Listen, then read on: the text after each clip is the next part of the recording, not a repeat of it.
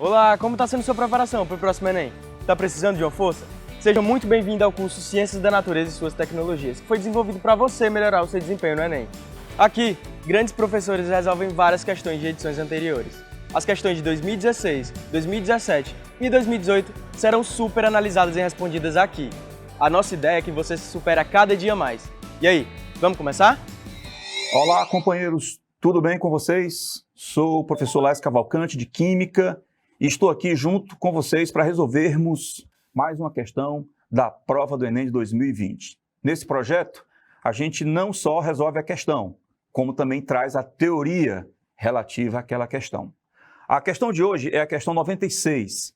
É uma questão de um tema chamado cinética química, que tem também um pouquinho de unidades de concentração. Mas o ponto principal é a cinética. A questão dizia assim: a sacarose ou invertase é uma enzima que atua no intestino humano, hidrolisando o disacarídeo sacarose nos monossacarídeos glicose e frutose. Em um estudo cinético da reação de hidrólise da sacarose, foram dissolvidos 171 gramas de sacarose em 500 ml de água. Observou-se que a cada 100 minutos de reação, a concentração da sacarose foi reduzida à metade, qualquer que fosse o momento escolhido como tempo inicial. As massas molares dos elementos hidrogênio, carbono e oxigênio são iguais a 1, 12 e 16 gramas por mol, respectivamente. Qual é a concentração da sacarose depois de 400 minutos do início da reação de hidrólise? Companheiros, a cinética química é a parte da química que estuda a velocidade das reações e os fatores que afetam a velocidade.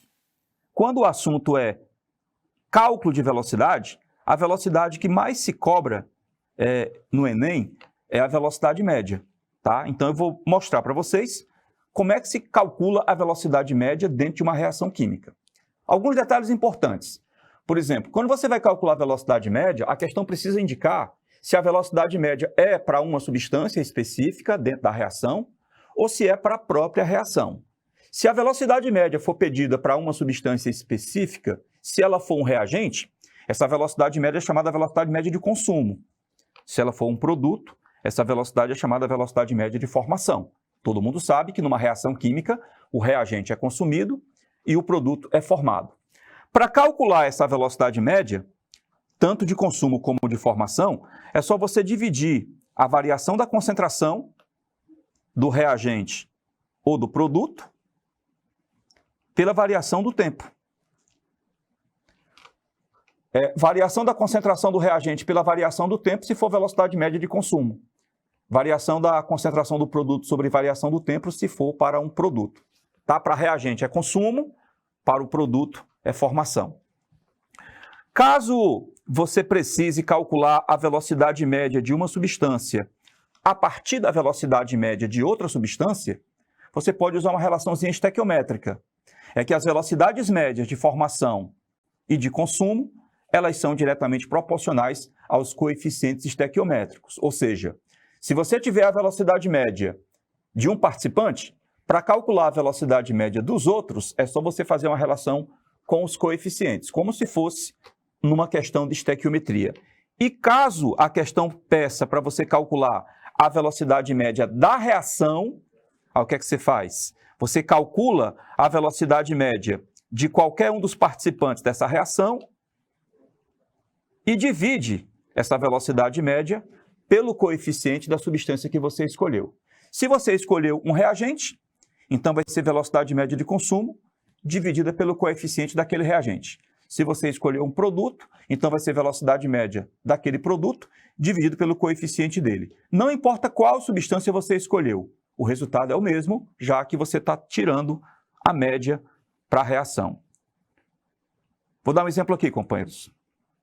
Observem essa reação, onde eu tenho acetileno mais hidrogênio produzindo gás etano. Essa reação ela foi cronometrada. E aqui na tabela, os dados obtidos nessa cronometragem. Se eu quiser calcular, por exemplo, a velocidade média de consumo do acetileno, que é um dos participantes dessa reação, primeiro eu tenho que indicar o intervalo de tempo. Vamos lá, de 0 a 4 minutos. O que é que eu faço?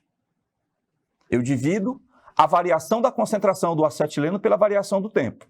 Por exemplo, de 0 a 4 minutos, o acetileno passou de 0,500 para 0,380. De 0,500 para 0,380, ele diminuiu. Ele é um reagente, né? Ele diminuiu. Diminuiu quanto? Diminuiu 0,120 mol por litro. Em quanto tempo? Em 4 minutos. Se você dividir 0,120 mol por litro por 4 minutos, você vai obter 0,03 mol por litro por minuto. Ou seja, a cada minuto, em média, desaparece 0,03 mol por litro do acetileno. Isso no intervalo de 0 a 4. Se eu quiser calcular nesse mesmo intervalo a velocidade média de consumo do gás hidrogênio, é só multiplicar esse valor por 2, porque o coeficiente do hidrogênio ele é o dobro do coeficiente do acetileno. Então, a velocidade do hidrogênio será o dobro. Se eu quiser calcular a velocidade média de consumo do etano, o etano tem o mesmo coeficiente do acetileno. Mesmo coeficiente significa a mesma velocidade. Então, a velocidade média de formação do etano é a mesma do acetileno, só que o acetileno é reagente, então é a velocidade de consumo, porque os coeficientes são iguais, e a do hidrogênio é o dobro, porque ele tem o dobro do coeficiente. Se eu quiser calcular a velocidade média da reação nesse intervalo, 0 a 4 minutos, da reação, tá, pessoal? Aí o que é que eu faço? Eu escolho qualquer um dos participantes dessa reação, pode ser o acetileno, pego a velocidade média dele e divido pelo coeficiente dele, que é 1. Se a velocidade média para ele foi 0,03 mol por litro por minuto, ao dividir por 1, vai dar 0,03 mol por litro por minuto. Tá? Se eu quiser calcular a velocidade média da reação, eu divido a velocidade média daquele participante que eu escolhi pelo coeficiente dele. Quando o coeficiente dele é 1, então a velocidade média dele é a própria velocidade média da reação. Tá? Então, cuidado. Calcular a velocidade média é sempre uma tarefa simples, mas eu tenho que ter 3 cuidados. Primeiro, eu tenho que saber para quem que eu estou calculando aquela velocidade média. Se é para um participante ou se é para a reação. Segundo, eu tenho que ver o intervalo. Eu vou ter tabelas com vários intervalos. 0 a 4, 4 a 7, 7 a 10. A questão tem que indicar o intervalo, porque de um intervalo para o outro a velocidade muda. Então eu tenho que saber exatamente em qual intervalo eu vou fazer o cálculo.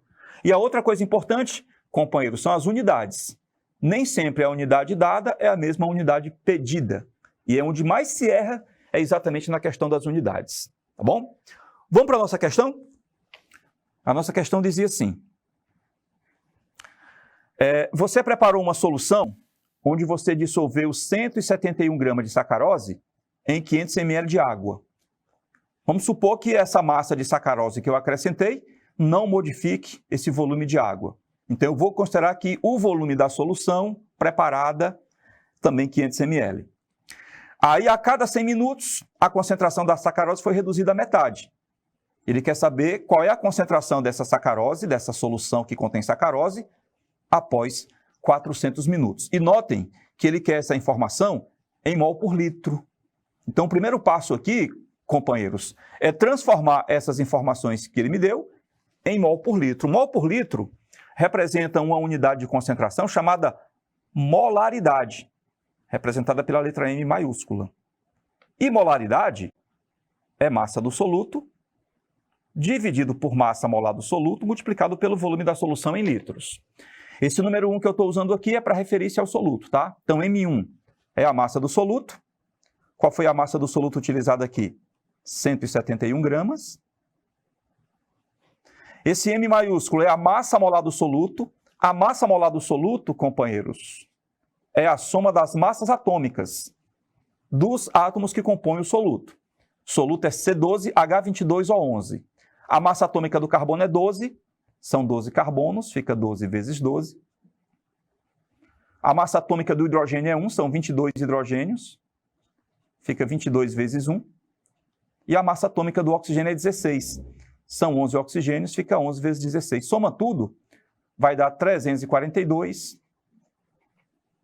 gramas por mol. Essa é a massa molar da sacarose, 342 gramas por mol. E o volume da solução tem que ser dado em litros. Você tem 500 ml, que corresponde a meio litro. Significa que a molaridade dessa solução vai ser igual a 342 multiplicado por 0,5 dá 171. 171 sobre 171 dá 1 mol por litro. Pronto, essa é a concentração inicial da solução. Segundo o texto, a cada 100 minutos, essa concentração cai à metade. Então, após 400 minutos, quanto é que eu vou ter dessa solução em mol por litro? Vamos fazer a projeçãozinha. Se você tem 1 mol por litro, e a cada 100 minutos essa concentração cai à metade, então, após os primeiros 100 minutos, essa concentração cai para 0,5. Passados mais 100 minutos, cai para 0,25. Passados mais 100 minutos, cai para 0,125. E passados mais 100 minutos, cai para 0,625. Mais ou menos assim, tá? A cada 100 minutos, essa concentração cai à metade.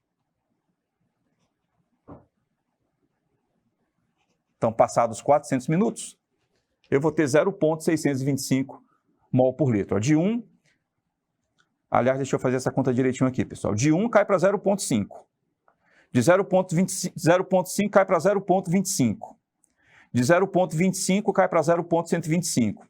De 0,125, dividindo por 2, vou fazer essa conta direitinho aqui, companheiros. Ó, 0,25, 125 dividido por 2, vai dar 0,0625. Essa seria a nossa resposta correta. Vamos ver aqui os itens. Pronto. 0,625, aliás, 0,0625 é a mesma coisa que 6,25 vezes 10 a menos 2 mol por litro. Dizendo de novo o que foi que a gente fez. Calculou a molaridade inicial, deu 1 mol por litro. Aí 1 mol por litro, a cada 100 minutos ele vai cair à metade, cai para 0,5, cai para 0,25, cai para 0,125 e cai para 0,625. 0,625 é a mesma coisa que 6,25 vezes 10 elevado a menos 2. Resposta correta, B de bola. Tá bom? Então essa foi a questão 96, assunto cinética química com um pouquinho de unidades de concentração. Questão resolvida, espero que vocês tenham entendido.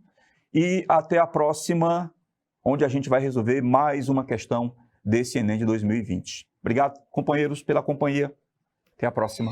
Sejam bem-vindos mais uma vez, professor Rodrigo Forte aqui, que estou aqui, gente, muito grato por fazer parte dessa sua caminhada. Muito orgulho, né, de fazer parte desse grupo que está aqui para te ajudar a conquistar os seus sonhos, né? Nada mais justo do que a gente se dedicar, porque o sonho só se conquista com dedicação. Vamos lá, né, gente? Vamos para mais uma questão, a questão 97 do Enem 2020, ok? Grandes reservatórios de óleo leve de melhor qualidade e que produz petróleo mais fino foram descobertos no litoral brasileiro, numa camada denominada pré-sal, formada há 150 milhões de anos. A utilização desse recurso energético acarreta para o ambiente um desequilíbrio no ciclo do. Vamos fazer um breve comentário antes de ler o resto dessa questão. Gente, a gente sabe que o pré-sal, né, foi exatamente um movimento muito grande A gente, inclusive, tem esse movimento que começa um pouco antes do governo Lula, mas o governo Lula ele começa a ganhar grande força, né? O petróleo é nosso, que é um jargão bem antigo, mas a descoberta do pré-sal trouxe muita expectativa, principalmente no mercado financeiro, né? Com ações da Petrobras aumentando, entre outras commodities também aumentando em conjugado a isso.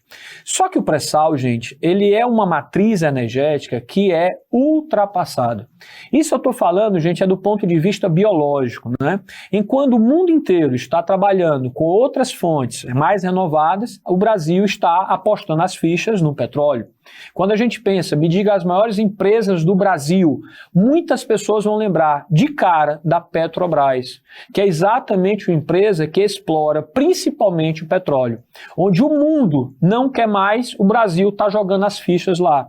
Então, muito agora é interessante que os governadores, os governantes, os gestores políticos do Brasil entendam que o momento agora é de investir em pesquisa.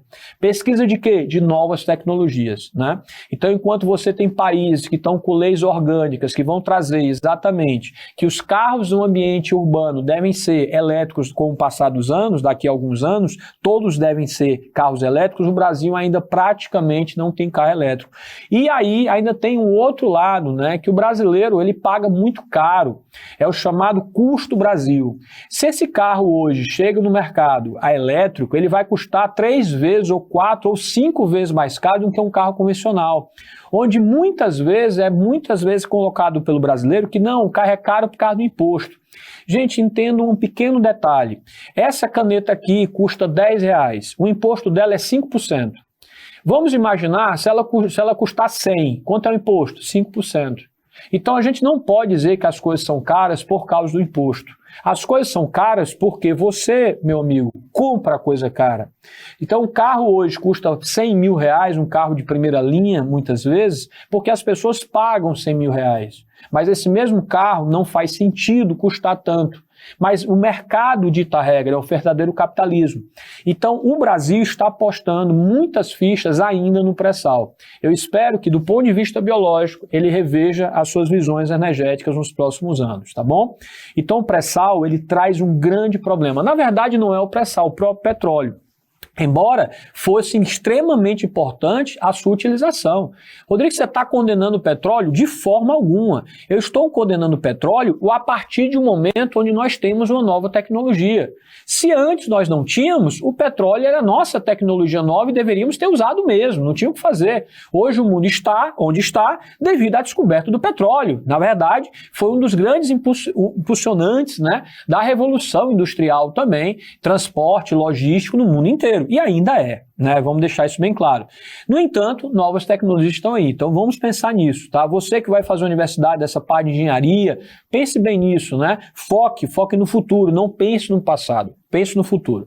Então o pré-sal, ele traz um grande problema, na verdade o grande petróleo traz um grande problema, o ouro negro, né? Que ele não é literalmente uma fonte renovável, né? E ainda acarreta um grande problema. Mas vamos lá. A utilização desse recurso energético acarreta um desequilíbrio no ciclo do. Gente, o petróleo, ele é fonte de carbono, né? Então ele traz aí, por exemplo, dentro das opções, alguns extratores. Ele traz logo assim, ó, nitrogênio, devido à nitrificação. Nitrogênio não é o caso.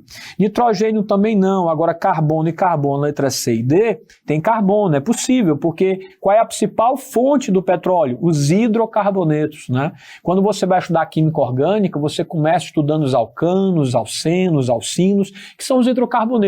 E muitas vezes o professor de química traz exatamente isso, a ideia do petróleo, as fontes de petróleo. Tem aquela questão lá do fracionamento para você conseguir cada parte do petróleo, cada parte tem uma quantidade de cadeia carbônica, quanto menor a cadeia de carbono, mais gasoso ele é, né? O metano, o butano, o propano, o eteno, né? E o fósforo, que aí também não tem muito a ver. Então, olhando na primeira vez na questão, dando uma olhada geral na questão, a gente já sabe que tem 2 itens aqui que provavelmente serão a resposta. Mas vamos comentar mais um pouco sobre ela. O ciclo que a gente está trabalhando no fóssil é o ciclo do carbono, tá? Gente, eu quero que você pense muito bem nesse ciclo. Eu tenho aqui o dióxido de carbono. O que é o dióxido de carbono? O CO2. Tá? Rodrigo, mas só tem o CO2 na atmosfera? Não, tem o monóxido de carbono, que é resultado pela queima incompleta do combustível fóssil. A gente sabe que o carro, quando ele queima o combustível, quando você tem uma reação, você tem um combustível que reage com oxigênio, formando CO2 e água. Isso é uma combustão completa, mas muitas vezes nessa combustão ela não vai acontecer de forma completa. Então muitas vezes não sai só o dióxido de carbono, sai, por exemplo, o monóxido de carbono. E isso eu estou colocando um combustível puro, na qual não é o combustível que nós colocamos na bomba de combustível, da gasolina e do etanol. Eles são aditivados, existem substâncias químicas. Inclusive, não sei se você sabe, né, mas a gasolina leva álcool, né? A gasolina leva álcool. Rodrigo, mas o álcool é a mesma coisa? Não, o álcool ele é renovável. Utilizar um carro a álcool é muito mais sustentável do que utilizar um carro a gasolina. Tem gente que fala assim, não, eu não boto álcool não, eu só boto gasolina, porque gasolina é melhor. Ok, mas se duvidar, mais de 50% da gasolina tem álcool. Eu não entendo essa fala muitas vezes, não faz sentido. Não, porque a gasolina, ela rende mais, ela tem alta octanagem, então ela queima, eu ando mais rápido. Anda mais rápido aonde? Você na cidade você tem uma regra de limite de velocidade. Então não faz muito sentido, sabe, gente? Outra coisa também é falar assim, não, só uso o carro álcool porque é difícil, a gasolina porque é difícil ligar ele de manhã. Isso não existe, gente, isso não existe. Talvez no passado, lá no sul do Brasil, quando é muito frio, realmente o álcool tem uma dificuldade, aí tem uma gasolina que é injetada lá para ajudar a combustão inicial, a ignição, né? Mas muitas vezes são muitas falácias, a gente escuta muito, entra e você torna aquilo uma verdade absoluta, sem estudar o bastante, né? Nós temos que estudar, gente, entenda, informação é poder, conhecimento é poder, e uma vez adquirido esse poder, ninguém tira de você, tá bom? Então vamos entender o seguinte, olha, o dióxido de carbono não é o único composto carbônico na atmosfera, mas vamos pegar ele como referência. Então olha só, quem é que consome gás carbônico? Pensa comigo. Olha só, a única setinha que está tirando o dióxido de carbono daqui é o quê? A fotossíntese, ou seja, as plantas. A grande verdade é que não são as plantas as maiores responsáveis pelo sequestro de carbono. Isso que a gente chama de tirada de gás carbono da atmosfera, a gente chama de sequestro de carbono. Então, o sequestro de carbono ele é feito principalmente pela atividade fotossintética, onde você, humano, eu, você, os governos não têm acesso. Eu não consigo aumentar, ei planta, aumente sua taxa fotossintética, eu não consigo fazer isso. A grande verdade é que o maior sequestrador de carbono são os mares e oceanos, a partir das algas, né, as microalgas que nós conhecemos. Então, o pulmão do mundo, na verdade, são os mares e oceanos, porque eles conseguem, além de produzir o oxigênio da atmosfera, em grande quantidade, eles também sequestram esse gás carbônico, esse dióxido de carbono que todas essas fontes estão produzindo. Olha só, a respiração produz dióxido de carbono, a cinza vulcânica produz, o dejeto animal produz, gases de queimas gerais também produzem, ou seja, indústrias produzem, ou seja, você tem um monte de indivíduos que produzem gás carbônico, cara, mas só tem uma atividade biológica que é capaz de sequestrar esse gás carbônico, que se chama fotossíntese. E o que é que está acontecendo? A cada ano que passa, o processo de industrialização aumenta. Não, Rodrigo, mas por que aumenta? Porque aumenta-se pessoas no mundo. Se você for pegar o mundo todo, você vai ver que o mundo está aumentando em pessoas, não está diminuindo, está aumentando. Como eu disse, existem regiões que você tem uma diminuição, existem regiões da Itália que praticamente estão pedindo, pelo amor de Deus, que algumas pessoas vão lá viver, né? Que são uma população que não está tendo mais filhos naquela cidadezinha, e aí chamam, tudo bem. Mas, de maneira geral, o mundo está aumentando a quantidade de indivíduos. E cada indivíduo que aparece no planeta vai exigir uma pressão neste planeta. Quando eu apareço, eu quero roupa, eu quero vestimenta, eu quero tecnologia, eu quero comer. Então, todo indivíduo que nasce vai gerar mais pressão nesse meio para que se tire sustento para ele. Então, é isso que eu estou querendo dizer. Só o fato de você existir, existe a maior produção de gás carbono na atmosfera, né? Eu não vou entrar aqui no mérito, gente, do aquecimento global. No entanto, o que eu vou falar aqui é o seguinte, você está vendo aqui esse processo de fossilização aqui embaixo? O que está acontecendo com ele? Ele está debaixo da terra, ele está sepultado. Ou seja, esse carbono que está lá embaixo da Terra, ele foi sepultado para nunca mais aparecer. Só que o que aconteceu? Nós descobrimos o petróleo. Então aquele gás carbônico que estava sepultado, que nunca mais ia voltar à atmosfera, acabou voltando para a atmosfera. Então quando alguém fala assim, opa, descobrimos mais um local do pré-sal, o que é que eu entendo? Puxa vida, mais uma fonte de carbono que estava sepultado vai vir para a atmosfera. E vindo para a atmosfera, o que é que vai acontecer? Eu vou aumentar a demanda de fotossíntese. Só que deixa eu falar uma coisa para você. A taxa de fotossíntese ela é constante no mundo. Ela não aumenta. Então vai chegar uma hora que o dióxido de carbono começa a se acumular. E aí não tem mais o que você fazer. E aí onde entra a discussão do aquecimento global. Porque a gente sabe que um dos gases do efeito estufa não é o gás mais potente do efeito estufa. Existem gases bem mais potentes.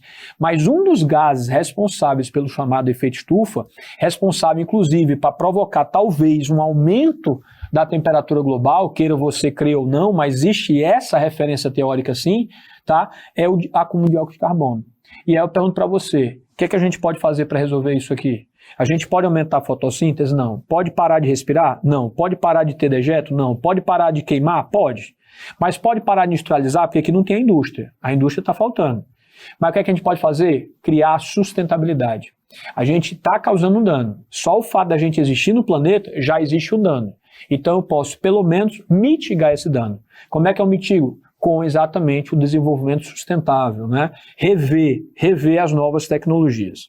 Então vou voltar na questão. Então a gente já sabe que vai ser o item C ou D. Olha só o que tem no item C. Carbono, devido ao aumento de carbonatos dissolvidos. Não tem nada a ver, não é um carbonato dissolvido. Em nenhum momento eu cheguei a comentar isso no nosso comentário aqui da questão. Carbono, devido à liberação de cadeias carbônicas aprisionadas abaixo do sedimento. Exatamente. Porque o ciclo carbono já tem o carbono. Quando você tira o carbono lá, que está sepultado, e tira dos sedimentos, você aumenta a quantidade do ciclo de carbono, a quantidade de carbono que deve ser trabalhada pelos seres vivos. O problema é que nós temos um limite de trabalho. Beleza? Gente, então vamos ver a questão. A resposta à questão vai ser exatamente o nosso item D. Grande abraço e até a próxima questão. Excelente questão. No próximo bloco tem mais. Fique por aí que a gente volta já.